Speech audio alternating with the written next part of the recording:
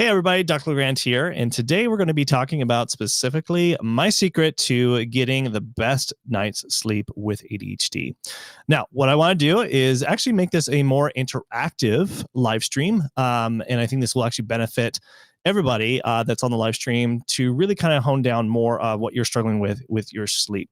So the first question I have for everybody, if you could put in the chat, one, do you struggle with falling asleep? So put 1 in the chat if you have struggled with falling asleep. 2, put in the chat if you have a hard time staying asleep. Okay. And then put in the chat 3 if it's both, if you have a hard time staying asleep and falling asleep. So go ahead and put in the chat right now, either a 1, 2, or 3. I'm curious. So we got a lot of 1s. Some 2s coming in. We got some 3s. That's very common. People have a hard time, staying asleep and also falling asleep. All right, let's see who wins. Let's see. We got 1, 2, 3, 3 1s, 1, 2, 3 3s. Oh, there's 4. Both. That's another 3. It's pretty even, looks like, as they're coming in. So don't worry, we're going to talk about each one of these because this is so common problem with people with ADHD having a hard time falling asleep. Because if you don't get good quality sleep, you're definitely going to struggle staying focused throughout the day, having good energy throughout the day. Something I see with my patients and clients all the time, and it's definitely a big challenge. So the first thing I'm going to address, I think, really is just we'll go in the order, is having a hard time falling asleep. So if you're in that category, or you might be both, the issue with falling asleep. So I'm going to get a little sciencey here with you guys to kind of explain this more in depth. So when we think about the brain itself, so let me draw a little brain, maybe not the best brain here. Okay. So the brain releases, melatonin. Okay. So that's a natural hormone that helps us actually fall asleep. Okay. So this is what is actually going to help us fall asleep. It's what our body's naturally supposed to do. You probably have actually taken melatonin to try this, and maybe you found it effective. Maybe you didn't find it very effective, but that is what's supposed to happen. And the way this has to happen is, I don't know this is the best way to do this, but I will, oh goodness. I thought I could color this in. Guess not. It's got to be dark out. So all lights need to be turned off. Your phone screen, TV, all that kind of stuff. It needs to be shut off. The reason why it's so important is because if you're in front of a screen, it's going to make it very difficult for the melatonin to be produced at night. And that's going to really mess up your circadian rhythm. Okay. So that's step 1 that you really need to start practicing. So what is a good practice for, getting yourself away from screen time and from your phone? I would say at least 2 hours. Okay. 2 hours before bed. No screens. I think this is usually a good enough time to be able to allow for the brain to recognize it's dark and then start producing the melatonin naturally. Okay, so that's going to kind of be a good stepping stone. Now, if you haven't tried melatonin, it is good to just try it out, I would say, for just 3 months. And typically, you're going to want to start at a very slow dose. You could either, go really low, go 1.5 milligrams to maybe 2 milligrams a night, and then you want to up about 0.5 milligram to 1 milligram every couple days, slowly, and just see if this actually improves. I wouldn't really go more than usually 5 milligrams. And the whole idea, the reason to do this just for 3 months, is to reset. So is to reset the circadian rhythm. Okay. 3 months is usually a good enough time. You don't want to be dependent on melatonin, but this is a good thing. So if you have tried melatonin, these aren't working. So the first thing I would tell you to do is, yes, definitely make sure to have your body naturally producing the melatonin by now screen time 2 hours before bed. Other things I would say to implement on this is to do some investigative work. Sometimes when people have a hard time just falling asleep, it could be stress related and induced. And so some big ones to really look out for that I usually look at is cortisol. Testing your cortisol throughout the night. Well, not throughout the night, throughout the day, actually. Okay. So looking at just like a cortisol graph here. Let me get some different colors here. Naturally, you want your kind of cortisol levels to kind of go like that. Not where it's super low and then throw at the night. And you definitely don't want it to be, get red here, you don't want it to be spiked at night or during the day. So, for example, if you're someone that maybe the cortisol levels are fine during the first thing when you wake up, and then it's okay during the day, but then all of a sudden it spikes at night. This might be your big problem right here of why you can't fall asleep at night. It's because your cortisol levels are too high. So some things that I do like to incorporate when I do see this, when I do test it, is adding things that naturally will lower the cortisol levels. So some of those things are things like ashwagandha, rhodiola, are some of the big ones. There's another product that I like that's called Cortisol Manager.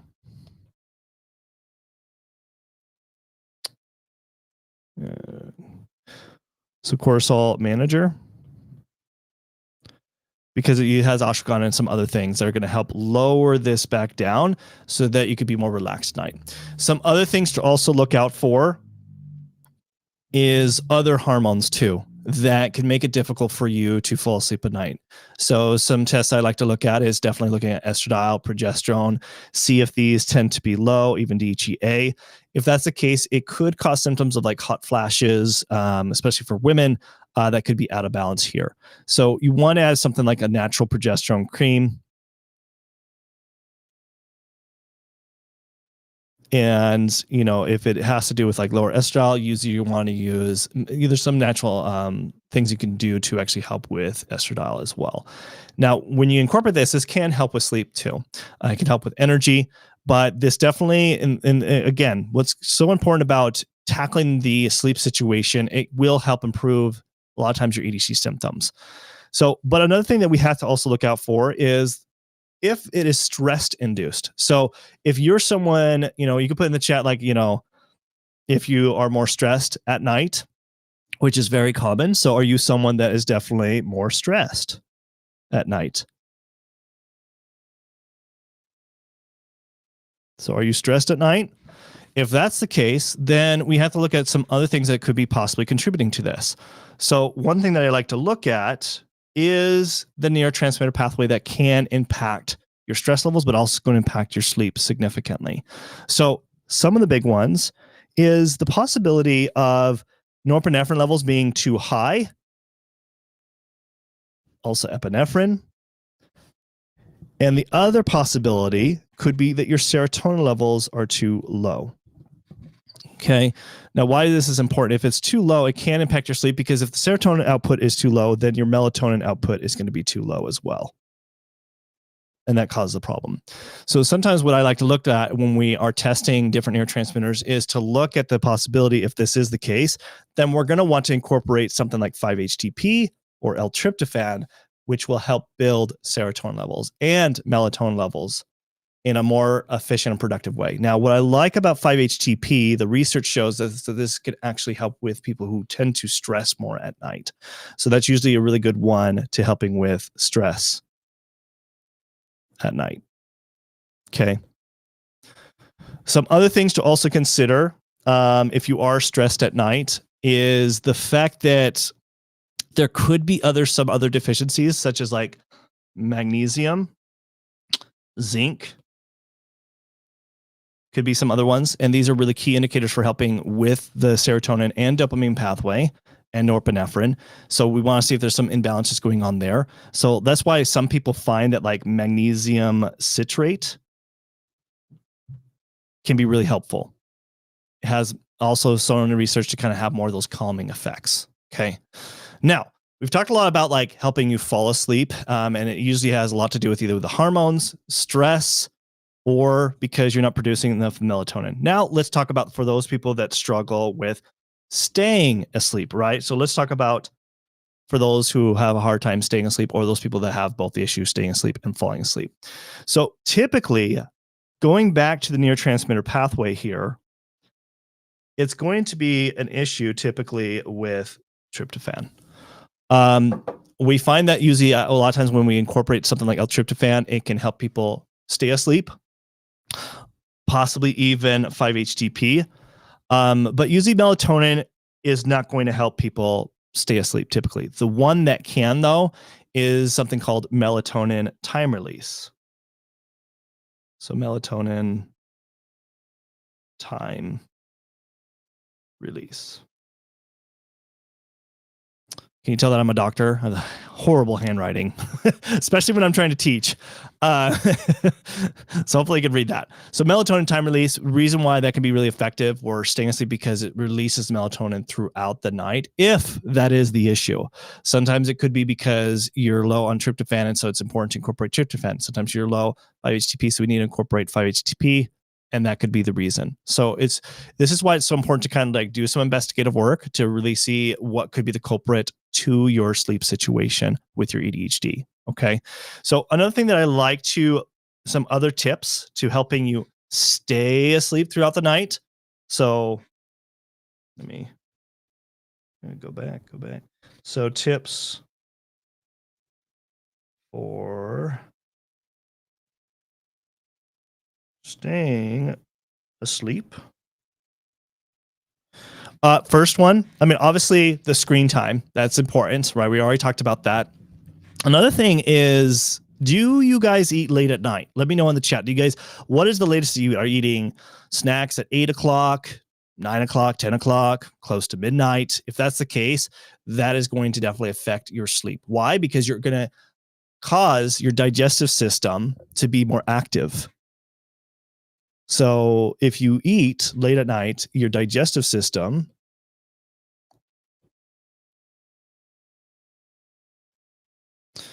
let me grab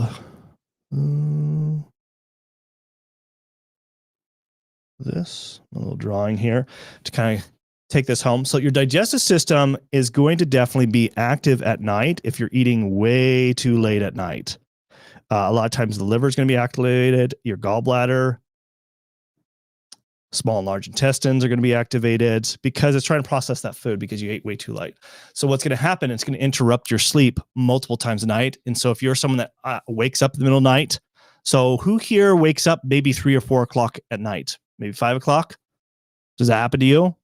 If that's the case, in Chinese medicine, we call that liver gallbladder time. It means that your liver and gallbladder is activating at that night. And that means there needs to be a little bit more emphasis on supporting your liver and your gallbladder, probably because you're also eating maybe too late at night. That could be the case as well. So what I recommend here is eat, or not eat, but be done eating. Be done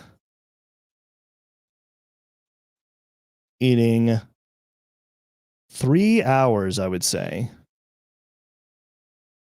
before bedtime. 3 hours usually is about a good enough time for your body to digest the food. So if you're wanting to fall asleep at 10 o'clock, be done eating by 7 o'clock. If you want to fall asleep by 9 o'clock, be done eating by 6 o'clock. So this is what you should be aiming for. Now, some other tips here. Some other really helpful ones that I have found very effective for not only for my patients, but for my own household, for helping my sleep, helping, my family, is turning down the temperature to 68 degrees. This is Fahrenheit if you're not in the US, but 60 degrees Fahrenheit or below. Now, why? There's plenty of research out there that has actually shown that when we do to decrease temperature at night, our hormones, specific key hormones, are activated and balanced that help with our sleep.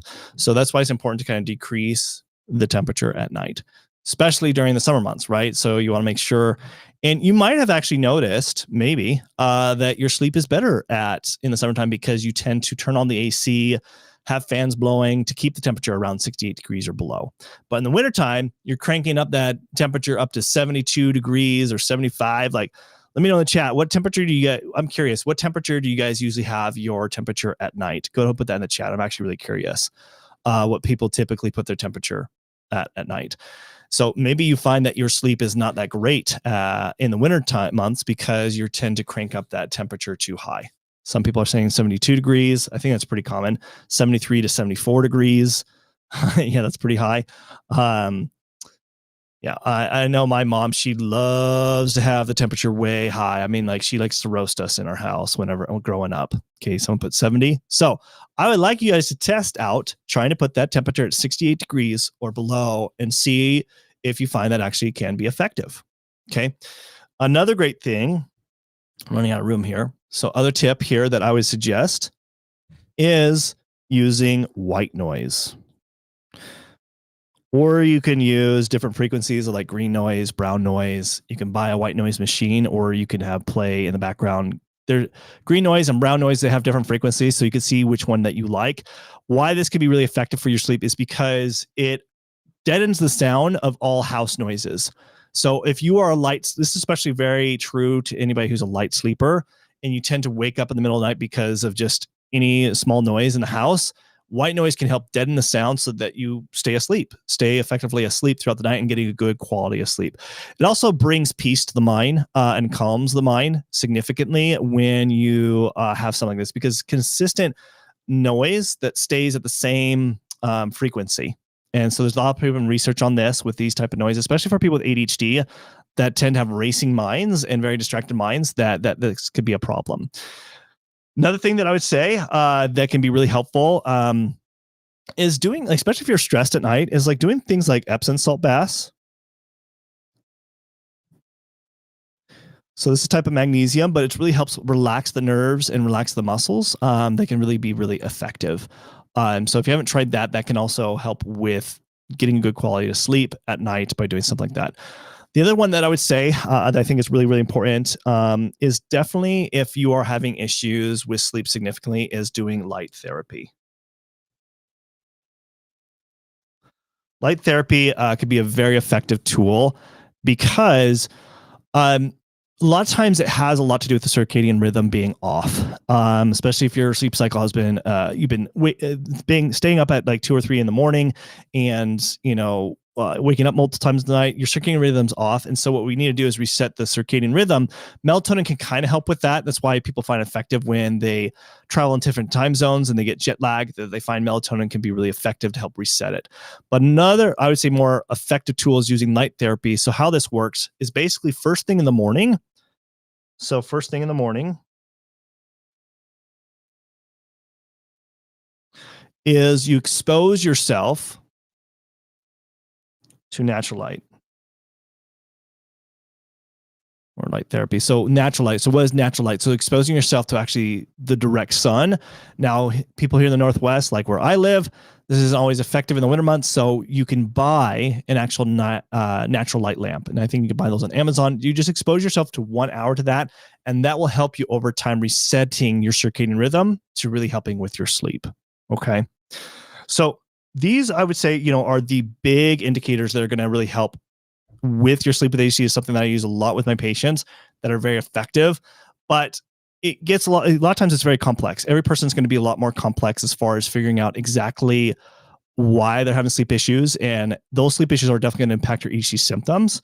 So, if you would like help, with me or one of my health experts to helping with your ADHD and with your sleep issues, then I would more than like to help you out. But like I said, it does require that further investigation to really understand the root causes of your ADHD symptoms and also your sleep issues and your low energy, whatever you're suffering with. And so I have invested a lot of my own time and money going to medical school, continuing education, figuring this stuff all out for myself, for my own ADHD, because I suffered with ADHD and even with low energy and stuff like that, high anxiety, and was able to figure it out. But you don't have to go to medical school and figure this out. I've already done that for you. And so what I'm offering is an opportunity to book a consultation either with me or with one of my health experts. That's a $750 value for a 45-minute one-on-one with me or one of my health experts. And then also, if you do purchase today, you do get access to our nutrition and lifestyle tracking app. That's a $300 value. And then if you do, for the first 5 to 10 people that do actually book today, you will get access to the ADHD health course. That's a $597 value. And so basically for $1,647 value, you get it all for just $297. So if you really want our help, all you got to do is click on that link in the description below to book that first consultation with us. Again, once you click on that link in the description below, it'll take you here. You'll purchase. Once you have purchased, this is very, very important. People, when they purchase, they forget to actually book the appointment. So please, when you purchase, it'll take you to this page. You'll hit book now. You want to pick your date and time, and please do pick a date and time, especially if you have a spouse or significant other. We like them present there because we like to understand the outside perspective of your ADHD situation. It helps us give us more insight when there's a spouse that can give us more insight into your ADHD challenges. So please have them present there as part of your health journey. And then once, this is also very important, select the practitioner. So if you want to book with me, make sure to pick my name. If you want to be seen sooner, Amber is our other health expert that does do these consultations. So she's great. And if you want to be seen sooner, she has a sooner availability than I do. So, and then once you put your name and information in there, it will take you to this page. This is very important.